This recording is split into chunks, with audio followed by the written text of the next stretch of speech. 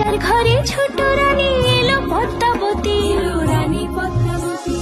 রাজার আরো 6টি রানীর ছিল না সন্তান, পদ্মাবতীর কোলালোতে মিলল সমাধান।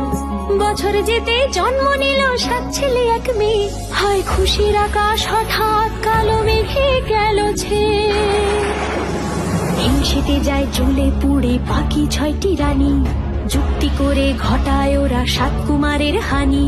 সুযোগ মতো 7 ছেলেকে মাটিতে দেয় পুঁতে, বাঁচে একা পারুল, ওরা পায় না তাকে ছুতে। ধাইমা বাজায় সেই মেয়েকে বড় করে তোলে, 7 ভাইকে পায় যে পারুল 7টে চাপা ফুলে। এত কিছুর পরেও রাজার বিপদ যে কাটে না, সূর্য নগরে সুখের সূর্য আর ওঠে না। হিংসা বিবাদ বিচ্ছেদ আর প্রেমের কাহিনীতে পারুল বোন কি পারবে 7 ভাই চম্পাকে জাগাতে?